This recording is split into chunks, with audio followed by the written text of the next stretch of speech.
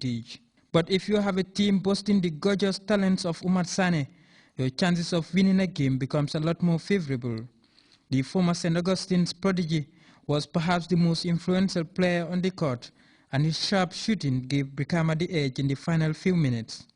But just as the game was drifting to the final few seconds, and with Brikama leading Kotu 56-55, the floodlights failing brought the last word to this engrossing contest. For Grts Sport, this is Babukar Senghor.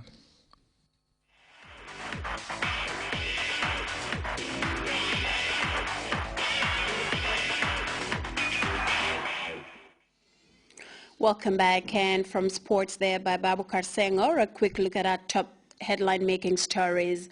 President Jammeh has delivered a landmark speech at the centenary celebrations of the unification of Nigeria, describing the continent's most populous nation a geopolitical powerhouse. Mauritania's leading opposition figure, Mohamed Ould Daddah, has hinted at a possible opposition boycott of forthcoming presidential polls. And Russia's upper house of parliament has approved President Vladimir Putin's request to deploy troops in Ukraine amid widespread anger in Western capital over recent moves by Moscow. Well, that was all in this edition of the news. Thanks for the pleasure of your company. Until then, we'll be back at 10 with more news. I am Fatih Janimbai.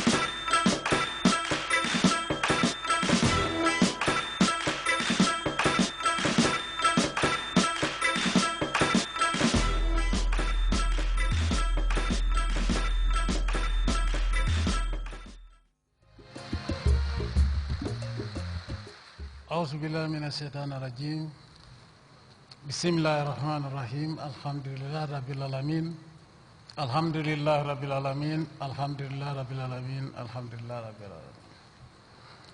Your Excellency Dr. Goodluck Ebele Jonathan, President and Commander-in-Chief of the Federal Republic of Nigeria, Your Excellency fellow heads of state and government, distinguished delegates, ladies and gentlemen.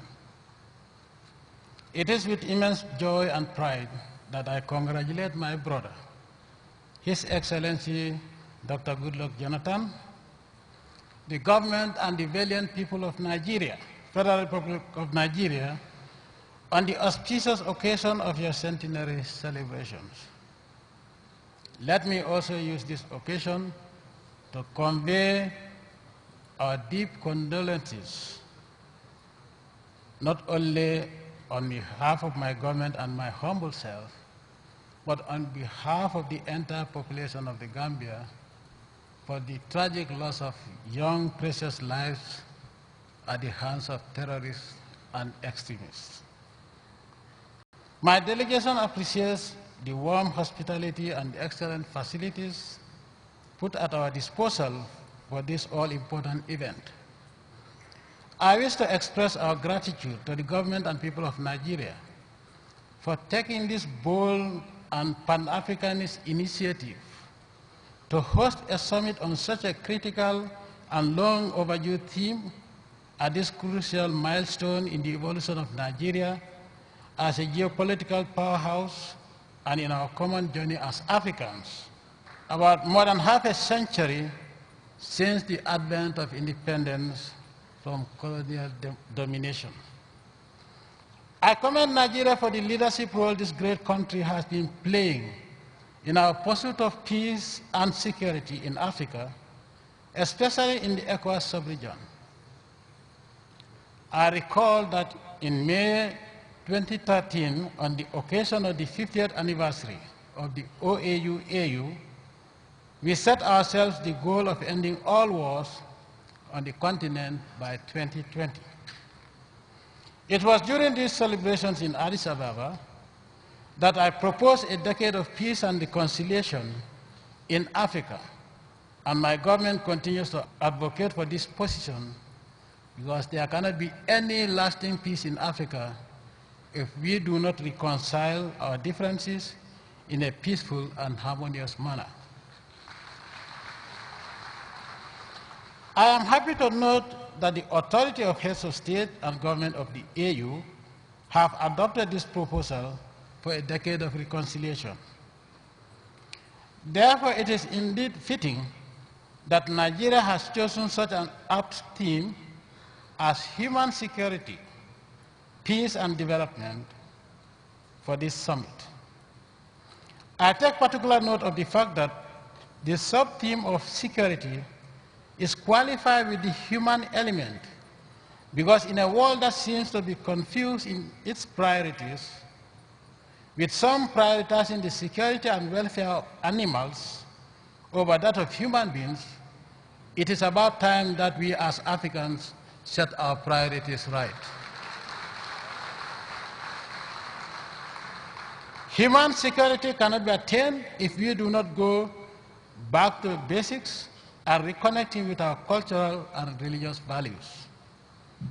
As Africans, we have a golden treasure trove of cultural values that can sustain and enhance our security as a race, existing harmoniously amongst ourselves and also with others.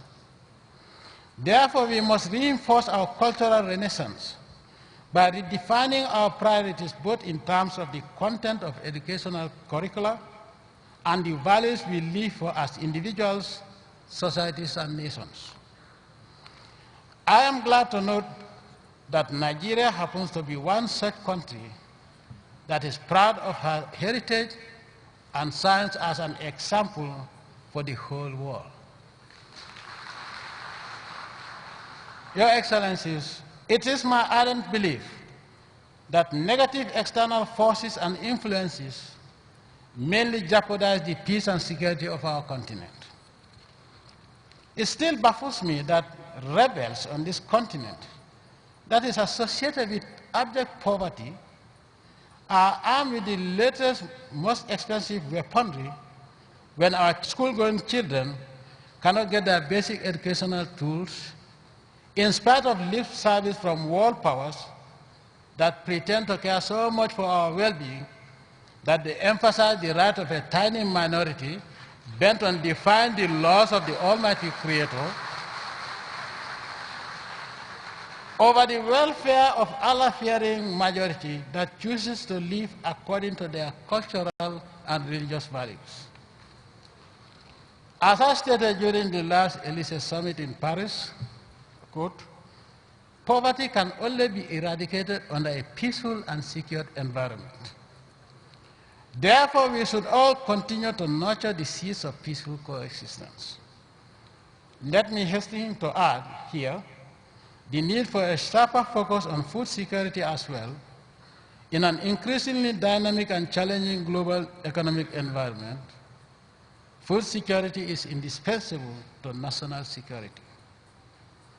This being the case, regaining Africa's lost glory can only come about when we take full control of our Allah-given natural resources, process and sell them as finished products instead of continuing to export them as raw materials. Your Excellencies, for this to happen, we must embark on industrialization, noting that it was a combination of the looting of Africa's natural resources and industrialization that propelled colonial